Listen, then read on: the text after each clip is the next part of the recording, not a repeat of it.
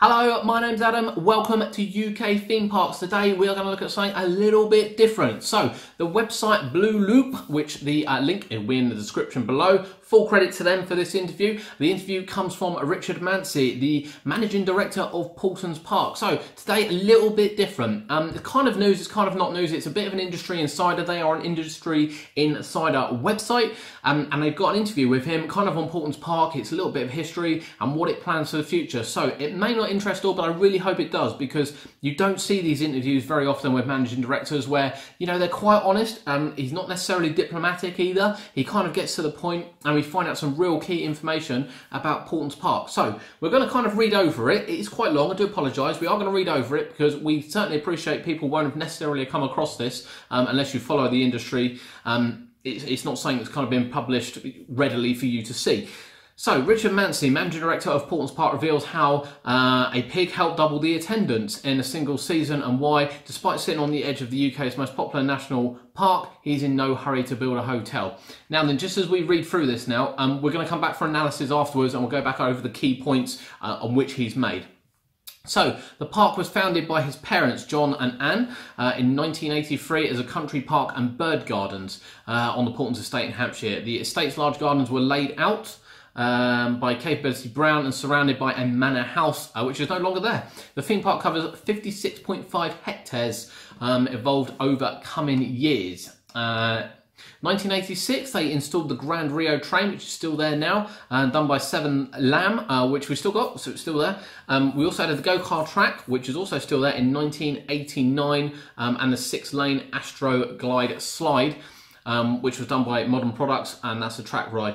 That is now down in Margate. Just to pause there, at Dreamland, that was moved there as part of the Heritage Scheme, but it did open at Paulton's Park in 1989. So throughout the 90s, we began putting in more attractions. We wanted to increase the dwell time, so that's the time that people spend in the park. His parents retired in 1995, and his wife, Sarah, and him took the business on. That's when we started to put in larger rides and morph into what, at the time, we would probably have called a family park. By the late 90s, we were becoming more of a theme park. In 1990, we put in a log flume. Bearing in mind it's a travelling log flume, was the biggest single investment we'd ever made. So that's the biggest investment they'd made in 1999. That was hugely popular. It told us we were doing the right thing by introducing larger attractions that our guests really wanted.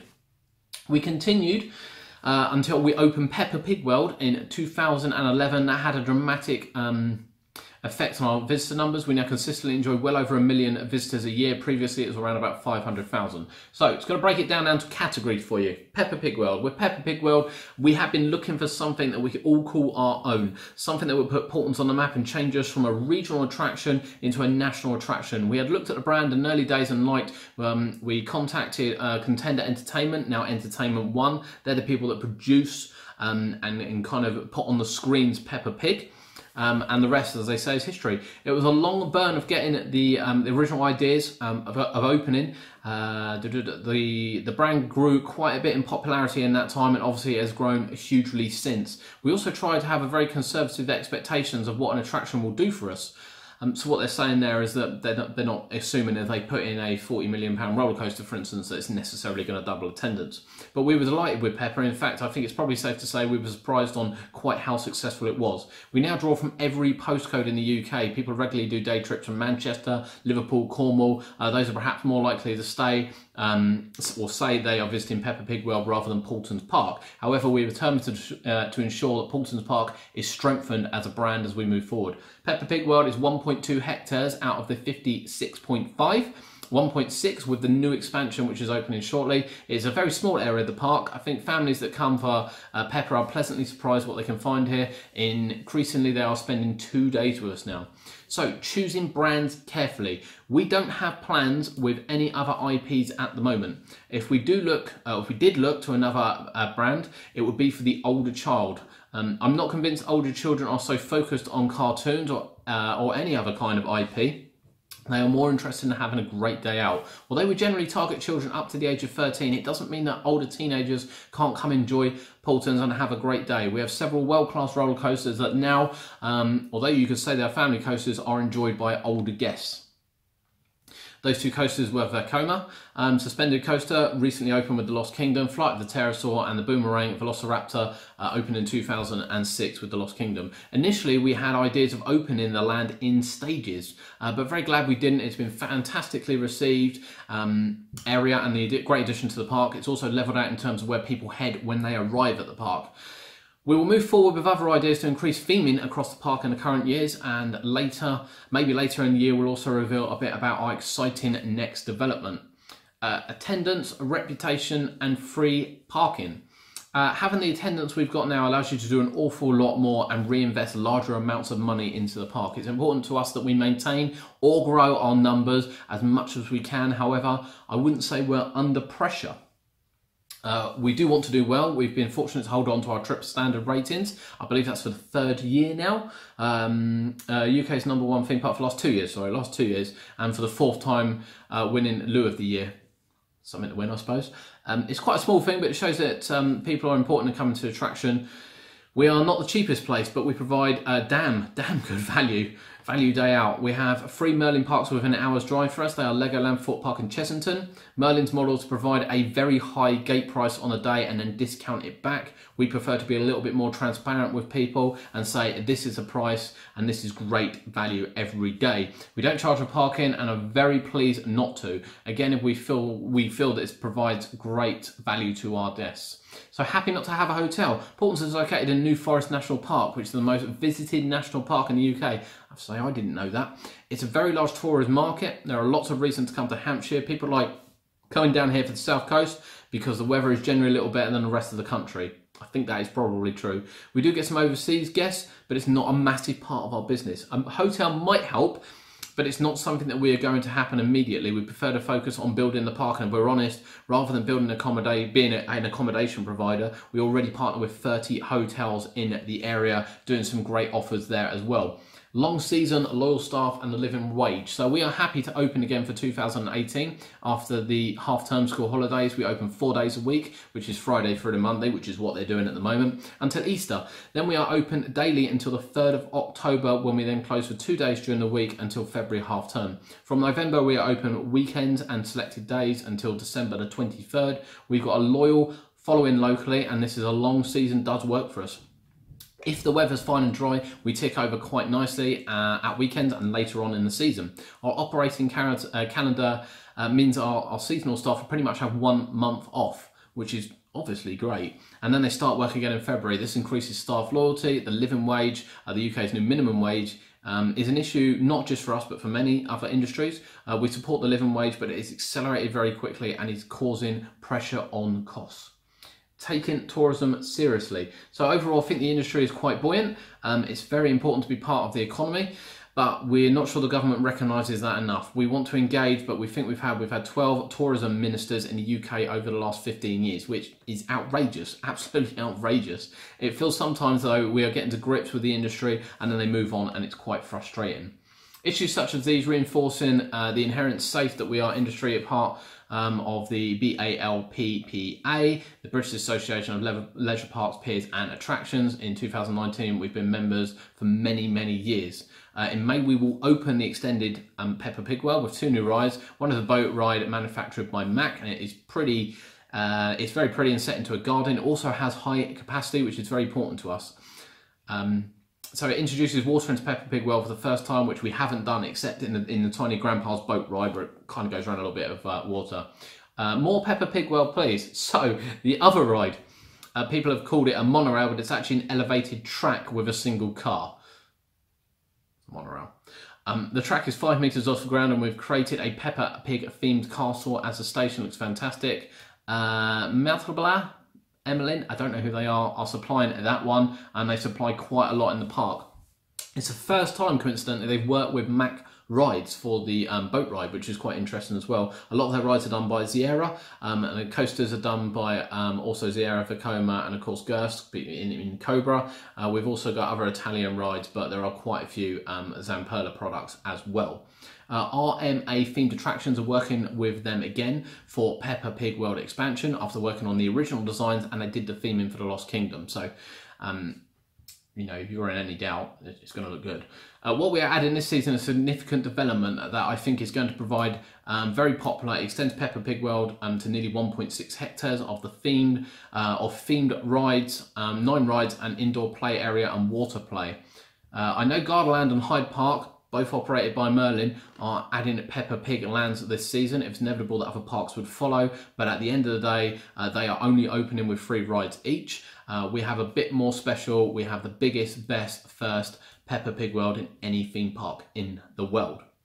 Right, that was quite a mouthful. I'm very sorry I had to look down and read this at the same time, but I did. So we're just going to pull now, we're going to pull some of the some of the bits and pieces which he said out of there, because there is quite a lot that's come out of it. So from that interview, we're going to pull a couple of bits out of it that we find of interest. So over 1 million visitors a year. We were actually asked this in one of our comments on one of our videos, how many did they get? And it was very difficult to find the actual information. And Paulton's Park are getting over 1 million visitors a year, and that has doubled since Peppa Pig World. And the park was surprised by Peppa Pig World. Now I have to say, bearing in mind this has doubled the park's attendance from 500,000 to 1 million, I'm surprised about Peppa Pig World as well. I mean, that is a massive dent into your gate figures. That is a massive dent into your money and the investment and everything else as well. And I mean, you know, it is an amazing decision by the park to do so. They draw from all over the UK, so it was quite obvious before Peppa Pig World that, you know, the local following was kind of all they had. But it's great to see now that people are travelling. You know, the idea with the postcode is obviously they can see people booking online. They can see people arriving, doing surveys, so they know where people have come from. So that is really good to see.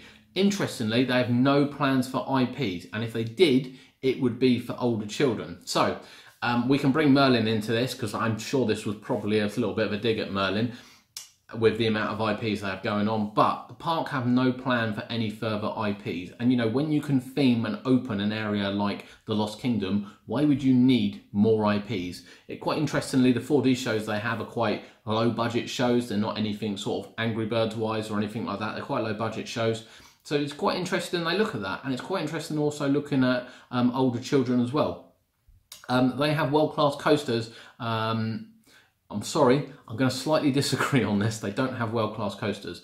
Arguably, they have some world-class family coasters. And even then, maybe you might slate me a bit for that, because perhaps they don't.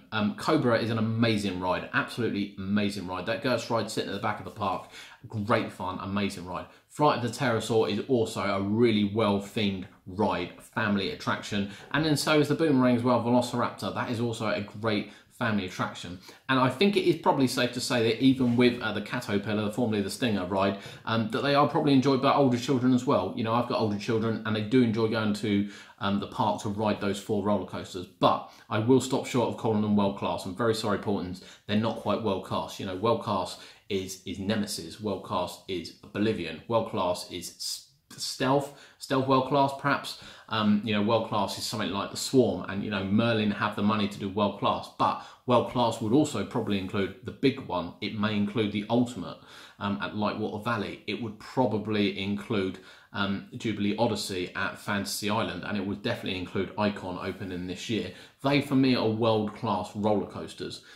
You know, although Paulton's Park has some great roller coasters and some really true great family roller coasters, to think that anyone across the pond is going to know any of Paulton's Park's roller coasters other than Peppa Pig World may be a bit silly. So it would be interesting to see, you know, bearing in mind that Icon's opening with 1.2 height restriction, whether Paulton's Park would ever go down that route and indeed have the money to go down that route and really pull a world-class attraction, especially now they're working with Mac.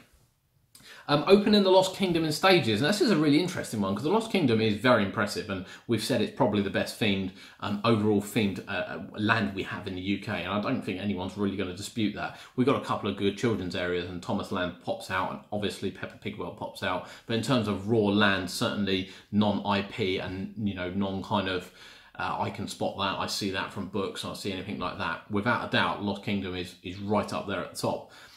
And it's very interesting they want to open it in stages because it's not massive. It's not a massive part of the park, to be fair, and I don't really know how they would open that in stages. But it's also interesting to see, would they extend it based on that as well? You know, did they tone it down slightly to open it all as one? He's kind of kept a little bit coy on that, so that's quite an interesting one, how they would open that in stages, and whether or not maybe in the future that might kind of be something they might be looking at. Interesting.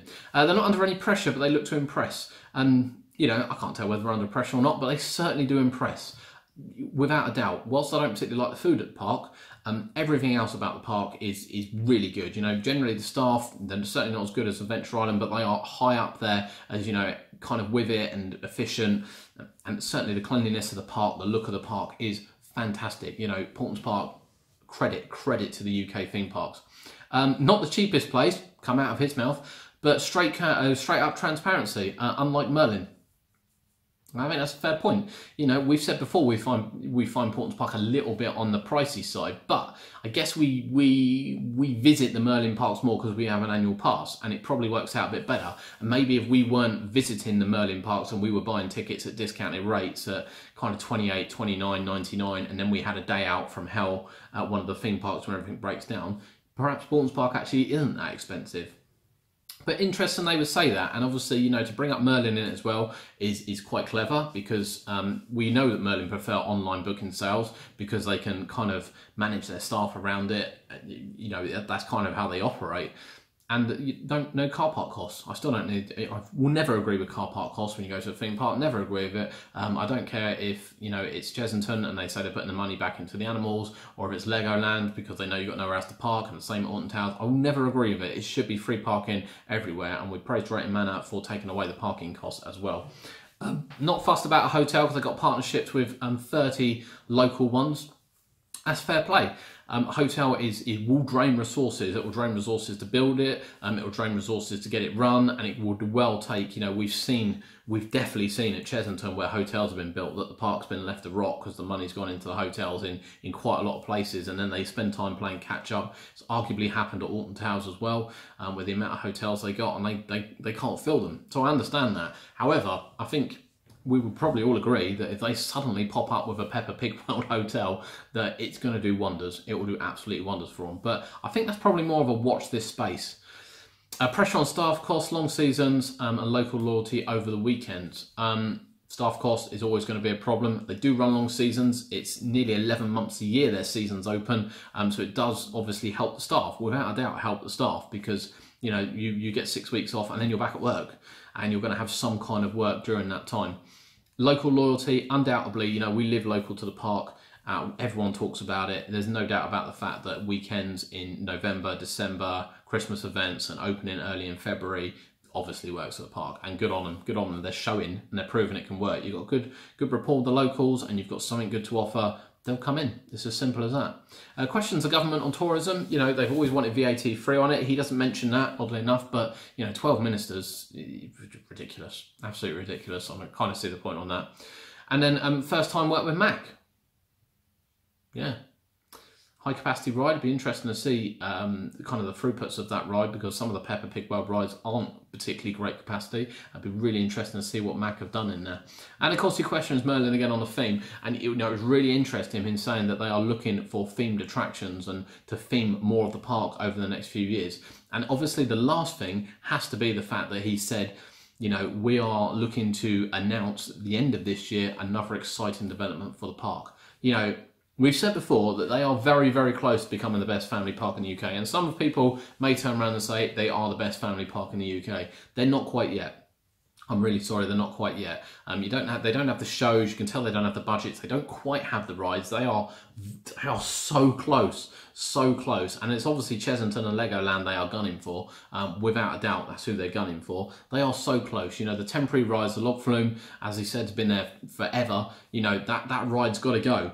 It's just got to go. You can't theme a travelling log flume. They need to invest in a decent log flume if that's what they want to do.